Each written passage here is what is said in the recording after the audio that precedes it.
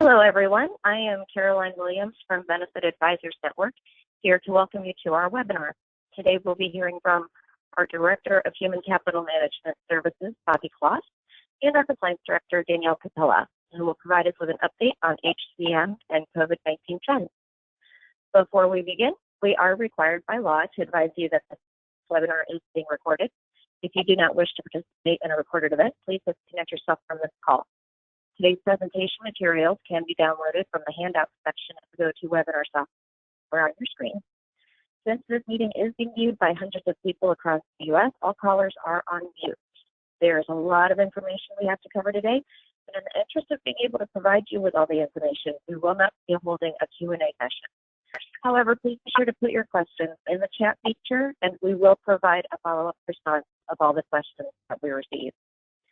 Participation in today's live webinar is eligible for a continuing education credit through HRCI Sherman Seeds. Activity codes will be sent by the agency who invited you to the webinar after verifying attendance. With all of that said, let's get started. Bobby, would you like to begin? Thank you, Caroline, and hello, and thank you all for attending today's webinar.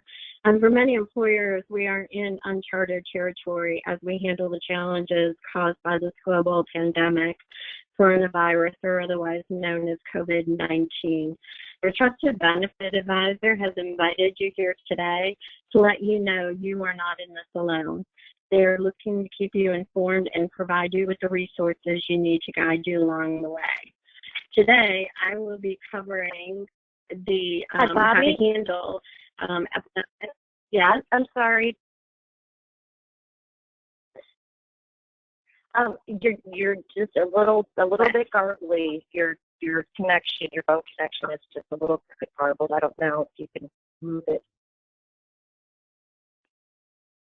All right, perfect. Thank you for letting me know. Is that better?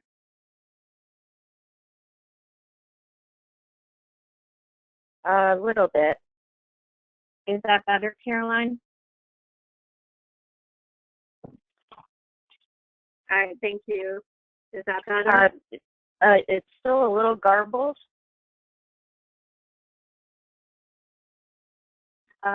Not really. Sorry about this. It wasn't doing this a minute ago.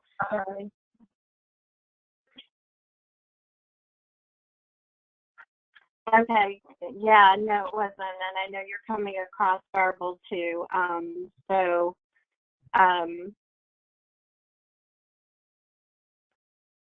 not sure what to do at this point because I'm not sure it's my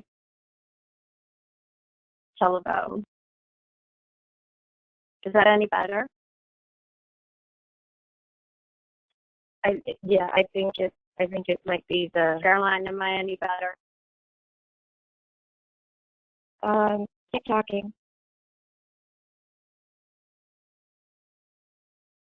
Oh no, you're still garbled. Okay, and maybe connect with technology to see if it can be done. And I'll go. Well, I guess if you can reach out keep to technology to keep going, and I will try to. I'll just continue. Okay. Okay. All right. So today I will be covering the handling of the pandemic, remote employees, the Family First Coronavirus Response Act as it relates to leave of absences, and then Danielle will be covering our health and welfare benefits. So first I want to just start off providing some general information and definitions. Some of us may not be familiar with the terms that are coming at us from the Center for Disease Control or World Health Organization. So an infectious or communicable disease, as coronavirus is been defined as, is going to be a virus or bacteria that impairs a person's health and can be spread from person to person, either directly or indirectly. Many of us are already familiar with this term and being used for the flu, for bloodborne pathogens, or hepatitis.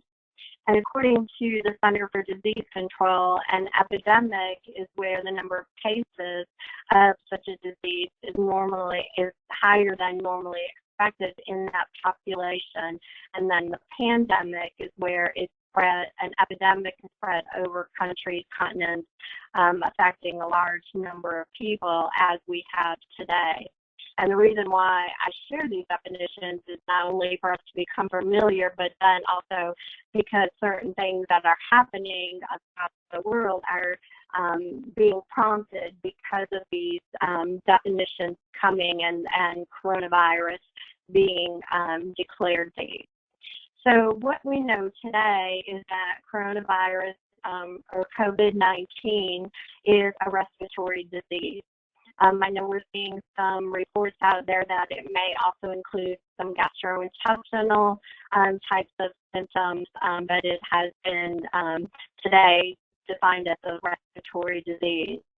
Health and Human Services declared a public health emergency. It was declared a pandemic. And the President of the United States has declared it a national emergency on March 13th. This opens the doors for different types of responses coming out from the states, coming out from the federal government. So that's why I take a moment to share what the U.S. response has been in this case. I also just kind of want to, go over some of the things that we know about coronavirus today, because this is important as we communicate out as human resource professionals this information to our employees. So in your presentation, you'll have access to this information as well. This is a poster that's been put out by the Center for Disease Control, or CDC.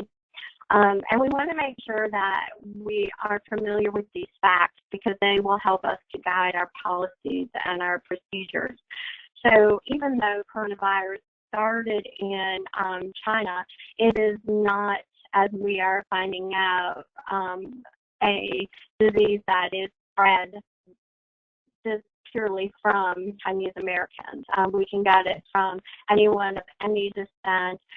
Knowing someone of Asian descent does not increase the chance of us getting coronavirus. So we just need to be sure that, we're following our EEO policies, that there's no discrimination there, and that we, help employees to also understand that. There are people who are at a greater risk of getting COVID-19, and we need to make sure that we are, cautious of those people, that we make sure that we take precautions within the workplace, as well as that we provide employees with these precautions from CDC. So, the kind of the basic things about washing your hands when you use the bathroom, especially after blowing your nose, coughing, sneezing, before eating or preparing food, that we avoid touching our face with unwashed hands, that we caution employees to stay home when they're sick, or that we isolate people who, if they show up at the workplace sick. I know many of us are working remotely. Businesses have been closed, but we still may have employees coming to the office if we are an essential business, or if we need to be able to pick up mail, process checks, things like that. So we want to make sure that, we're keeping the social distance, we're following the guidelines to make sure that the work site is still following precautions, having Kleenexes, having hand soaps there that employees can use. And that if someone does show up at the work site, that we make sure who has been exposed, that we make sure that they then become quarantined and don't pose a risk to any other employee who may be there. And then advising employees that they can stop by the spread or the ability to contract COVID-19 if they know the symptoms, fever, cough, shortness of breath, and that they seek medical assistance or guidance using telehealth or their medical doctor if they feel like they've been exposed or are experiencing any of the signs of COVID. So as HR professionals, one of the things that we want to do is we want to provide the guidance for our organization to bring a team of members together to ensure that we're taking into account all the workforce considerations, as well as following federal and state guidance as we prepare our responsiveness and action plan. So considerations that we want to make sure that we are including in our plan is making sure that employees are informed and safeguarded, that there's ability to continuously make sure that business operations go on. We want to cover the interactions with employees, the interactions with our public, with our customers, our consumers, the supply chain, so our vendor relationships. With limited or no access to the business operations, how do we ensure that those things go on? So bringing a team together can help us to be properly prepared for this. And then as well as our technology security, we want to make sure that with employees working remotely with access to information, that we have a secure system to be able to do that. So Benefit Advisors Network has prepared a resource with these guidelines, checklists, and then infectious and communicable disease control policy. We ask that you contact your benefit advisor who's invited you to the webinar. Have them have you ask for band 139, and we have a multitude of other COVID-19 resources that are available for you. Some of this information is provided also at the end of the webinar, so we're trying to keep you updated as information comes to us. So please feel free to reach out to your benefit advisor for that. Keeping your employees informed and safeguarded about knowing to go to the right resources. You want to make sure that the resources that you're using to guide your employer, your organization in setting policies and procedures, you want to make sure that it's accurate information. You want to make sure that it's credible information. And I know if you're like me, I'm getting email after email, moment by moment from, people coming out of the walls to give me what their response is, to show me, what they're doing or how they're doing it and what they're offering. And so I really encourage you to make sure that the information that you get is credible. So provided some links within the presentation as well to lead you to CDC, who is going to keep their site updated and, providing you information to guide your workplace if somebody is showing signs or symptoms, by actively encouraging those employees, if you're still in, business operations at your place of business, encouraging sick employees to stay home, identify ways in which employees may be exposed in the workplace, separating employees who appear to have COVID-19 symptoms, again, the symptoms we just reviewed, and then educating employees how can they reduce the spread, not only in the workplace, but also as they go out and about and doing their business and, taking those guidelines home with them. Federal guidelines, we've got avoiding social gatherings, and limiting discretionary travel and working from home whenever possible. I know we're already on an essential business in many of the states and federally as well. And so knowing, is your business an essential business? I provided a link here for information as to determining if your business is and following those guidelines. And then your state guidelines. Many states are all states are actually ordering guidelines and mandates as to, curfews or stay-at-home orders, unless you are out there on essential business, such as food or medical. And then business restrictions are there as well. So I've included a link to your state governor's office, and there you can be directed to your specific state mandates and guidelines that are being issued. Other things to consider as you're moving forward with this is the Americans with Disabilities Act. You had a lot of questions about, can I require a doctor's notice for my employees if they're going to be away from work, or if I have a return to work situation. So employers can require a doctor's note, they can require a medical exam, or you can even require that a time period during which the employee has been symptom-free to return to work. And that can be done based upon a reasonable belief that the employee's present medical conditions would impair their ability to perform their essential job functions or pose a direct threat to the safety of the workplace. So, you need to be sure, though, that you are making this request across the board to all similarly situated employees. And then you also can notify employees in advance if you do require a fitness for duty or return to work. So as you're preparing your policy, you need to make sure that, your leave is uniformly applied across the board. So the next thing that I want to talk about is working remotely. We know that we have many businesses whose employees are working remotely. We know that it may be for a short time. We have businesses that may have already had remote work opportunities available. So just going around some of the considerations as you are looking to put a policy in place or have put a policy in place.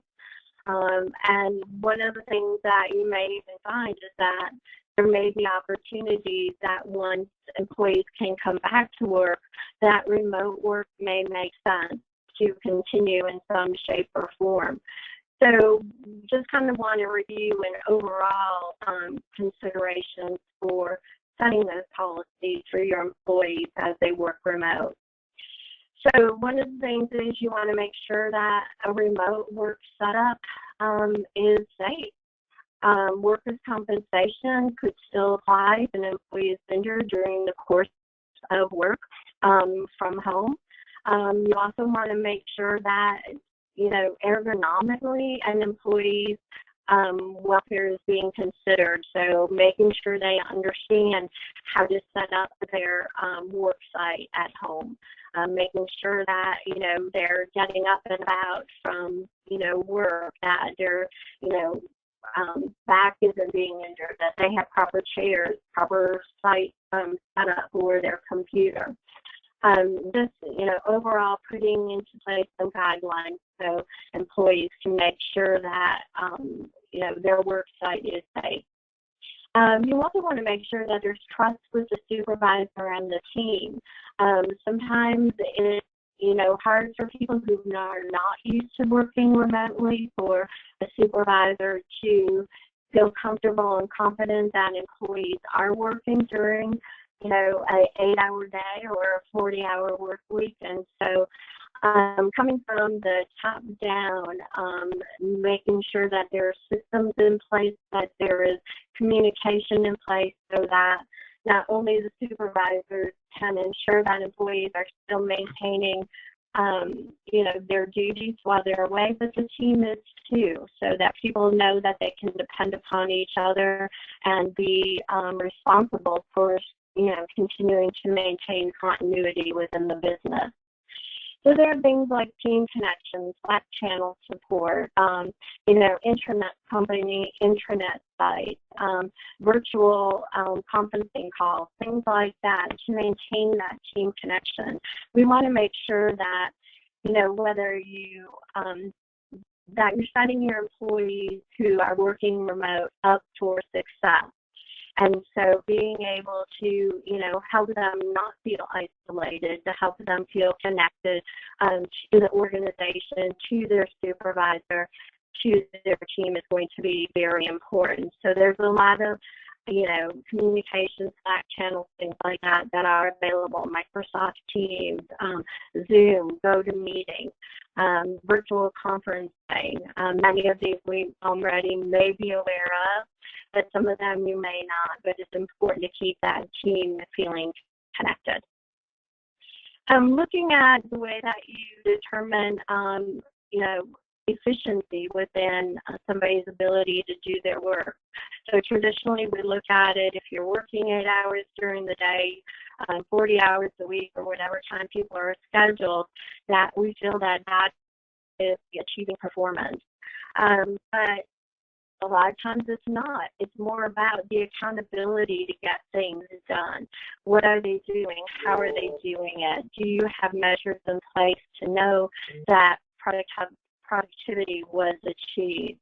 So it's taking and looking at that work day a little bit differently and making sure that those accountability measures are in place. Supervisors are communicating with their employees, whether it be through staff meetings or individual meetings, to ensure that, again, that continuity, that business is still being done and employees are being productive. So that becomes part then of your supervisor training, as well as how to continue to communicate with your employees, to understanding what it is that the employee specifically needs. Some employees still need a little bit more oversight than others do, and being able to balance that amongst the team remotely can be a challenge. And so you want to make sure that your employees or your supervisors are trained on the communication methods. They're trained on the performance measurements. They're trained on the tools and technology that you have available for keeping everybody contained. Again, you want to set your employees across the board up for success. You want to make sure that, you're still having the ability to retain your employees, especially as they're returning back to work. And one of the ways to do so is through customer responsiveness. Are you surveying your employees or your customers? Do you know if that work is still being performed to their satisfaction? Are they missing a beat, skipping a beat? Putting surveys in place to know that, there's accountability, that they are still receiving, quality service. That they don't know that an employee is actually working remotely versus, being in a company headquarters type of situation. It should be, seamless when an employee is working remotely and responding to your customers. And then technology and security, we're going to talk and hit on some highlights of that. But again, making sure that even if your employee is working remotely, that their systems working are also safe and secure, that, documents or anything that they have at home, that is safe and secure as well. An onboarding process, whether you're hiring for working remotely or training your employees and moving them from, whether it be a short-term or a longer-term process, is making sure that there is an onboarding process that not only connects them to the organization, but to their supervisors and to their team. So outside of just the, processing HR paperwork, you need to make sure that it continues and is a thorough onboarding process. So again, it's about, you want to set that employee up for long-term success and being able to retain that employee as well. Terminating a remote worker or even, putting a performance improvement plan in place. My suggestion is, to the extent possible, especially in today's environment, you want to be sure that that could be done person to person. Those are critical times for an employee, and you want to make sure that the company is protected in doing so, and sometimes the best way to do that, again, understanding that things are happening today that are outside of the norm, you want to make sure that you could do those, have those types of conversations in person. If there are questions about how to do that, in today's environment, please reach out to your benefit advisor who brought you here, and we can provide the HR guidance to be able to do that, or seek out your employment law attorney for additional guidance in doing that.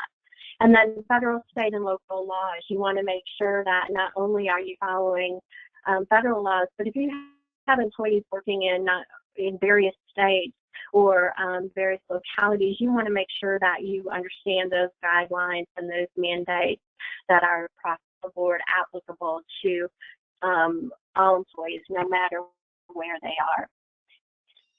And having effective HR communication tools in place, making sure that your technology is up to date, that employees can have access to information in 24/7 when they need it. So especially today, things like if you have an employee assistance program that will help employees with getting access to information to help them through stressful times, or telemedicine so that they can communicate at any time, or just what's happening within your organization, is being able to press out that important communication in a very timely manner. Employees being able to access into your policies or to their benefit plans. Being up to date on your technology, again, is going to be another way to set your organization up for success in dealing with employees working remote.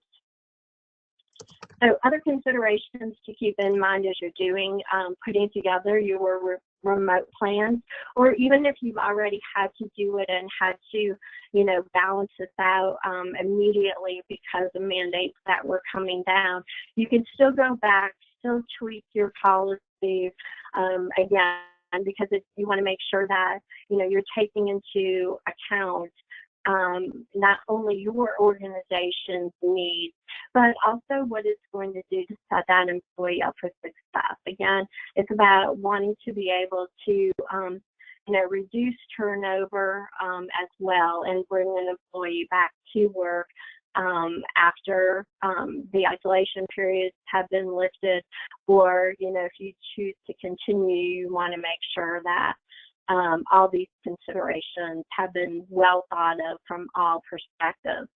So employees being able to unplug after work, that is kind of actually one of the highest reasons for employees being dissatisfied with remote work. And then loneliness and collaboration.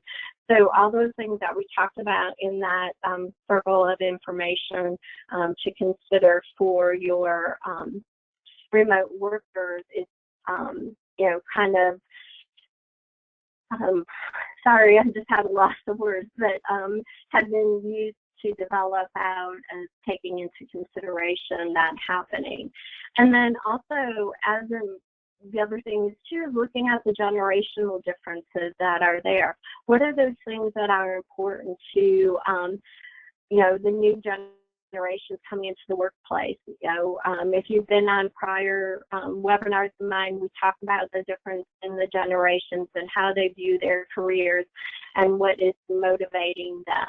And so putting these plans into place, whether it be for the short term or long term, how you develop your policies, your communication methods, it's about recognizing that it's moving into more of a purpose and a life, and where am I going and how am I going, and keeping that constant communication that from the Gen X to the Gen Z who are now coming into the workplace, you want to make sure that you're motivating your employees in those different ways.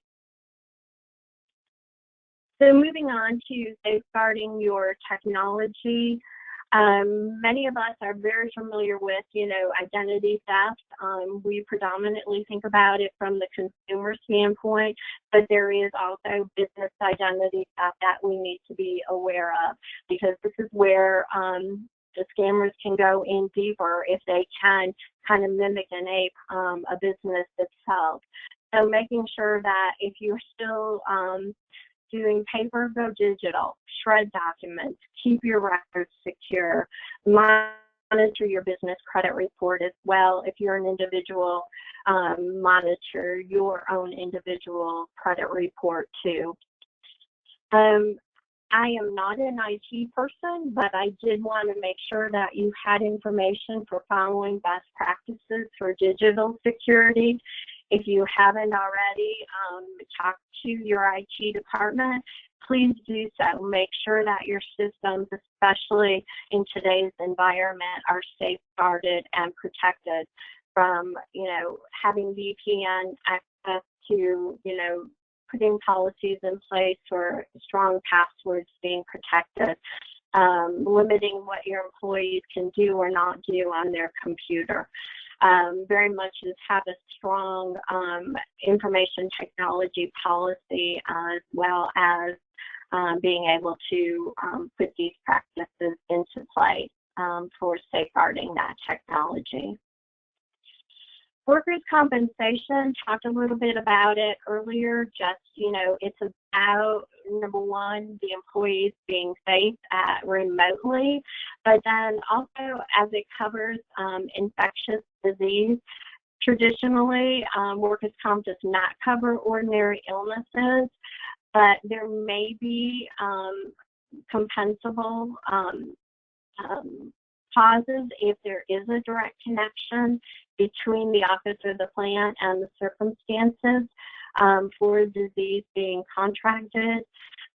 And then alternatively, if an infected employee comes to work, subsequently passes that disease on to somebody else, there could be a compensable claim there, not for the employee who brought the disease into the workplace, but for potentially those who caught the disease because of that. I definitely encourage you to talk to your worker, your advisor who provides your workers' compensation policies and plans to, again, know and understand all the things that could affect your business operations, not only during this time, but as you put forward a policy for moving forward. Unemployment, we know that unemployment benefits have been extended across many of the states when an employer temporarily ceases operations due to COVID-19, or an individual is quarantined with the expectation of returning to work after the quarantine, or if they have to leave employment due to the risk for infection or to care for a family member. So be sure to make your employees aware that there are some provisions that are out there for unemployment benefits, and that they know how to contact their state unemployment office. Another consideration employers need to be aware of is that if you are 100 or more, the WARN Act does provide that you must give at least 60 calendar days notice to plant closing or a mass layoff if 50 or more employees are affected, and that there are states out there who do have their own requirements. I would strongly encourage that if you find that you are an eligible employee for processing out your workers or your WARN Act notice, that you should consult with your employment counsel for guidance. The Department of Labor has not yet at this time provided any additional information as to how employers should work with WARN, and so if you find yourself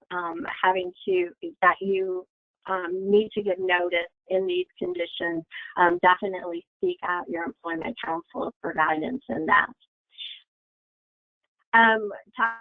Talking about the recently enacted Families First Coronavirus Response Act for leave of absences, we have several acts that are included within that, including emergency family and medical leave, emergency unemployment insurance stabilization, the Emergency Paid Sick Leave Act, and tax credit.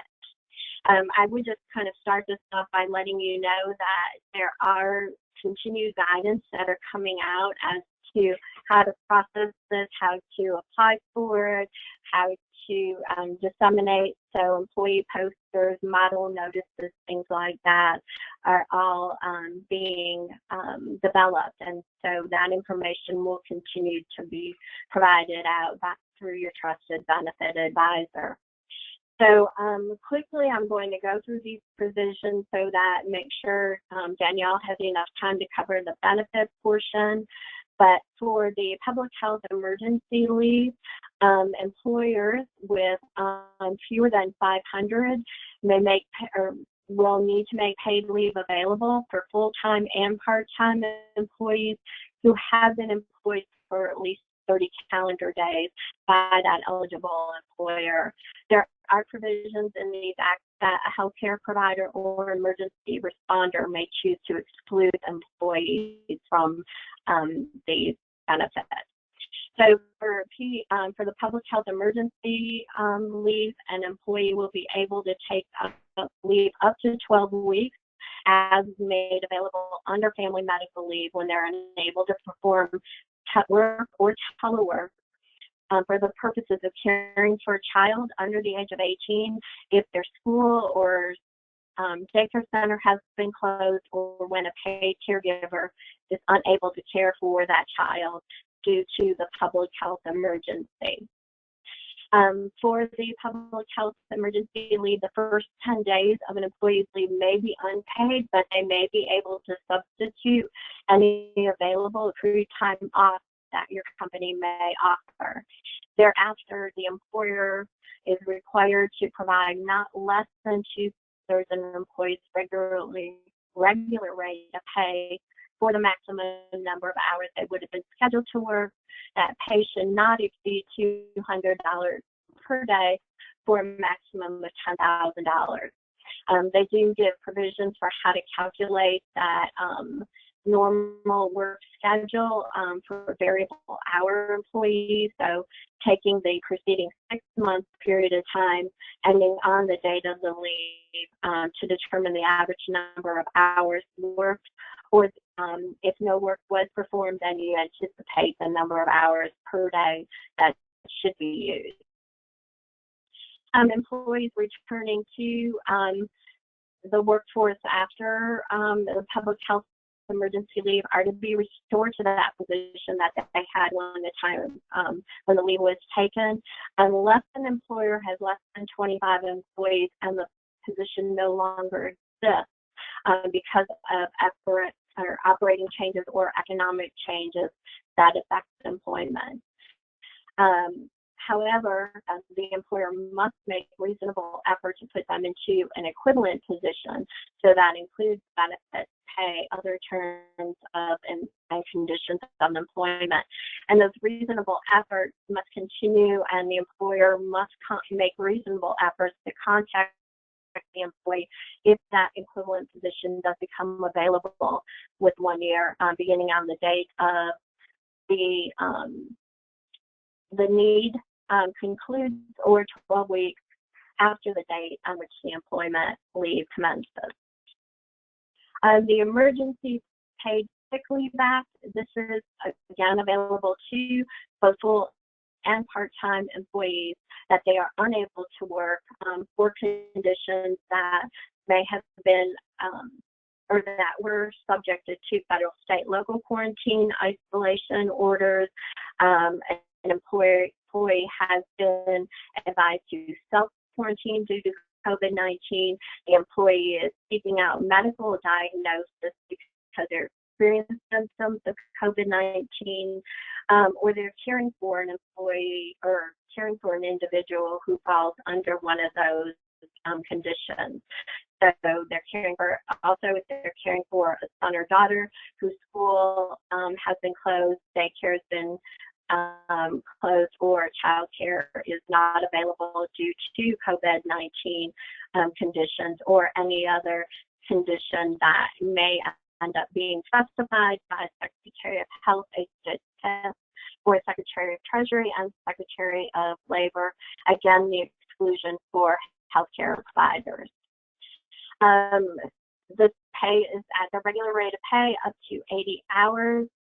Part-time, the regular rate of pay, again, for the average number of hours that they work over a 2-week period. They're not required to find a replacement to cover their shift. And then this paid leave is immediately available for full and part-time employees, regardless of how long they have worked for you. So they could work one day, it's available, and then not required to use any of their accrued paid sick time before receiving this. And then payment of the leave ends at the next scheduled return to work shift, and there is not a mandated rollover of this paid leave from year to year.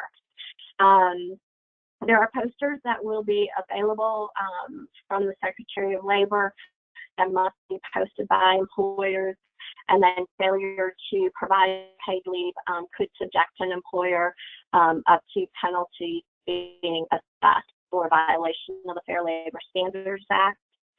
The Families First Act also has unemployment, emergency unemployment insurance stabilization that, again, they have to post posters for that. There's the notice that, I'm sorry, this was part of the last slide. So again, though, posters, penalties needs to be assessed. Danielle and her team have put together this document about the coordination of leave. We know that, how do you apply these leaves in, collaboration with your short-term disability plan if you have any of the family medical leave. So we provided this great resource for you to be able to determine based upon different scenarios what would apply and what may not apply. Tax credits are available also for employers. 2 tax credits. One are those to require for employers who are required to provide the paid leave. Their credit is for $200 per day for emergency family medical leave and the emergency paid sick leave up to $511 per day. It's on an individual employee basis for a total of 10 days paid leave. Employers, as more information comes out from the Internal Revenue Service, employers should maintain the records on who's qualifying for the leave, the reason for the leave, and the days taken in order to substantiate the leave itself, the leave credit. And then the second tax credit is available to employers who are going to continue to provide health coverage to those employees who take the emergency leave. It's our understanding that the credit amount is equal to the amount for the paid leave, and this amount is excluded from an employee's gross income as it relates to the federal income tax. Again, more information is going to be coming out on this, and we will provide that as it comes up. So I'm going to go ahead and turn this now over to Danielle. I again apologize for going through it so quickly. We know that there is a lot of information being disseminated out, and we want to make sure that we get it out and we'll respond to your questions following the webinar. So Danielle, with all of that. Thank you. Can you hear me? Control. Yes. Great. All right. So we're going to start by talking about high deductible health plans. So for those of you who sponsor a high deductible health plan, your plan will not fail to be HSA qualified because it provides testing and treatment of COVID-19, regardless of whether or not an employee or their family has met the minimum deductible. It is important to note that all of the other HSA eligibility requirements are still in place. They haven't been waived. So we do want to make sure that we're being mindful of that there will not be an issue for high deductible health plan sponsors who cover the COVID-19 testing. You want to jump to the next slide. Great. So telemedicine and coronavirus. So we've seen a lot on telemedicine in the last few days. The government would like to see us sending employees and the general public to telemedicine whenever possible, so we can help reduce the strain on our medical facilities. We can help limit exposure, so we don't have folks going to the doctor when it's something we could be taking care of over telemedicine. But there are still rules to consider. So first of all, it's generally been accepted that if you sponsor a high deductible health plan, it's probably not best practice to completely waive telehealth copays We generally advise that if you have a high deductible plan and you offer telehealth, that HCHP participants should pay the fair market value of the telehealth visit, which seems to be somewhere around $40 or $50. We know that some carriers and vendors are currently offering zero copay telehealth to anyone right now. We don't know what the risk is, but we'd say it's a lower risk to doing it for a limited duration, such as the duration of the pandemic, and then unwinding that, once this seems to have calmed down and we kind of return to, I suppose, the new normal. We would also advise you to just be cautious at extending telehealth to employees who are not generally eligible for your major medical plan, typically because they are part-time. That has in the past raised issues with the market reform provisions of the ACA, and we haven't been given formal relief from that yet. So again, we would encourage you to tread cautiously. The federal government is now saying telemedicine providers can prescribe controlled substances in certain situations. Again, this is to prevent individuals with chronic conditions from having to go see a provider in person right now. We're trying to keep people out of facilities and away from any germs that might be on surfaces or, other people who are sick around them. But that will still be subject to state law. So we might see a patchwork quilt effect for a little bit on that while states kind of figure out what they're going to allow and not. And we're seeing some leniency on physicians and healthcare systems extending telehealth to patients when they did not, previously do so in the past. They're going to allow coding similar to that of an office visit, and they've relaxed some of the standards on getting that up and running, as we deal with this pandemic. So, this is an ever-changing area, but we would encourage you, if you're going to just roll out telehealth to absolutely everyone, to potentially consult with counsel and be aware that there might be some risks there. And we just don't know how regulators are going to enforce the old rules in this new situation. I want to go to the next slide. All right, I'm going to cover again some of the Family First Coronavirus Response Act that Bobby covered.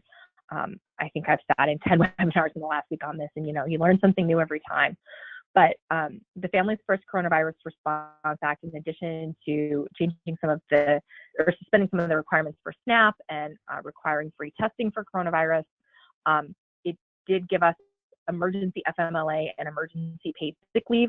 It's really important to remember that the emergency FMLA does not change the original FMLA requirements. So if you're an employer and original FMLA did not apply to you, original FMLA still does not apply to you, but the emergency FMLA might. So just something to keep in mind there.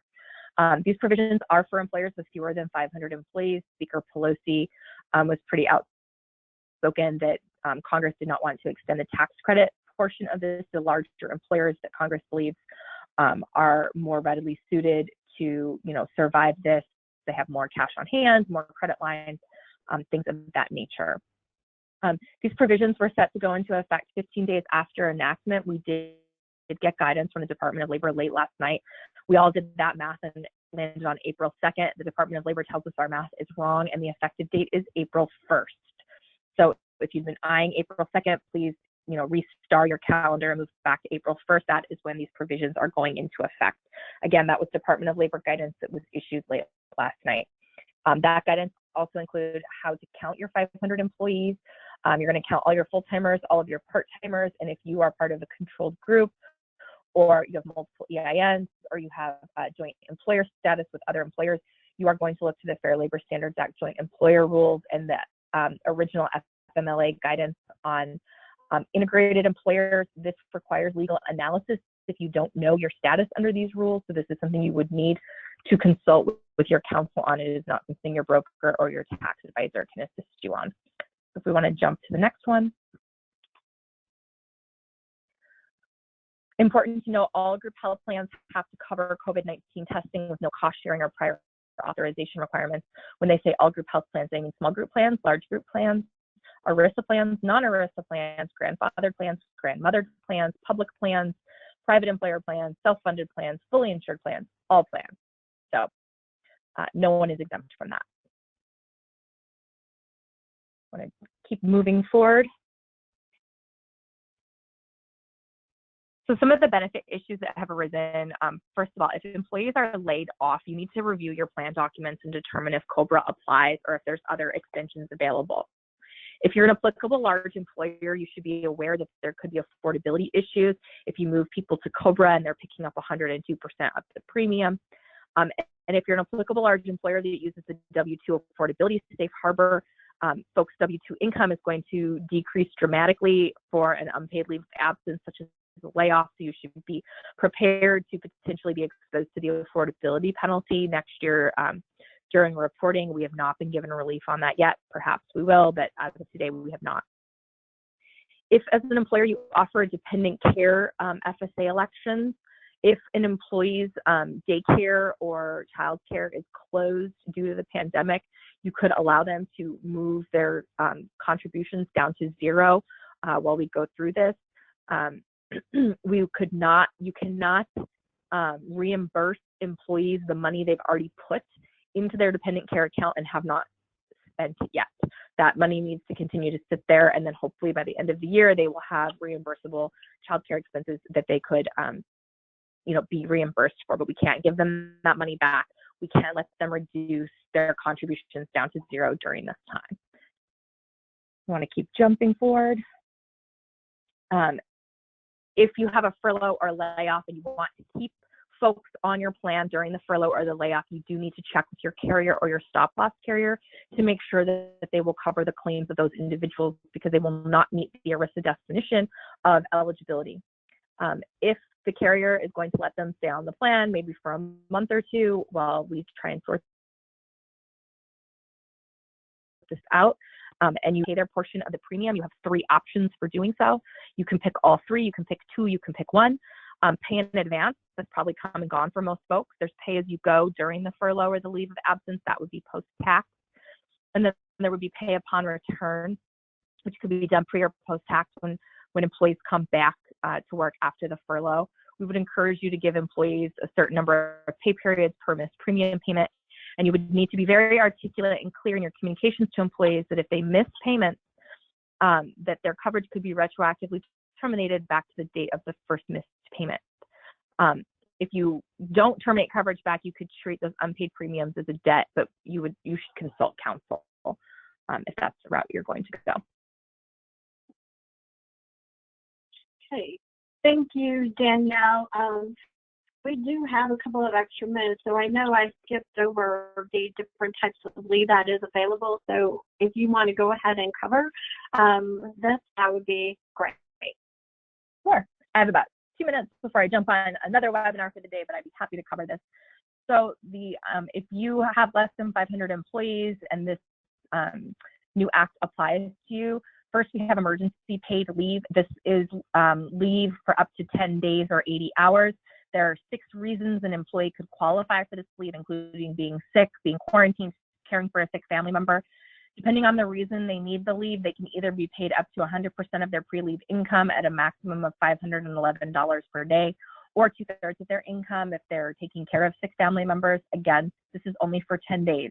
So days 1 through 10, if an employee was caring for a child whose school was closed, they could be paid up to 2/3 of their pay for those first 10 days. And then on day 11, they would have completed the elimination period for the new emergency FMLA, and they could continue to be paid up to 2/3 of their income for a maximum of $200 a day for days 11 through the end of week 12.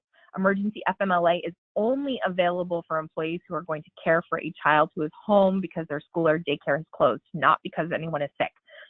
Potentially, you could take traditional FMLA for that, but not this paid emergency FMLA. And then again, the emergency paid leave, there are 6 reasons an employee could take leave under emergency paid leave. Okay, thank you, Danielle. Appreciate that. You're welcome. Back to slide. As I shared, we are also providing additional resources. So we've given you the links to the department sites. Again, want to make sure that the information that you're getting is creditable information. So we've given you those links to that information. And, just remember that, as part of your 2020 HR philosophy is about staying connected to the laws and regulations that are out there, tying those into the business objectives of the organization, driving forward those mission, vision, and goals and the needs of the workforce, and staying connected to your trusted benefit advisor who's invited you here today to be that resource for that information. There's only so much capital that you have to deploy, and you want to make sure that it's, you have the resources, the tools, the decision to make those decisions as to where you're going to deploy it. So, Caroline, I'm going to turn it over to you to close it out again. Thank you for your time today, and we'll continue to keep you updated. Thank you both for all of that information. We really appreciate it. And as Bobby mentioned, and we mentioned earlier, we'll follow up with answers to your questions. So stay tuned for that. We'll be emailing you this afternoon with a link to today's recording and a link to the presentation as well. So thanks again, both of you, for all of your time and expertise today. We really appreciate it. And thanks for joining us, everybody. Thank you. Enjoy the rest of your week.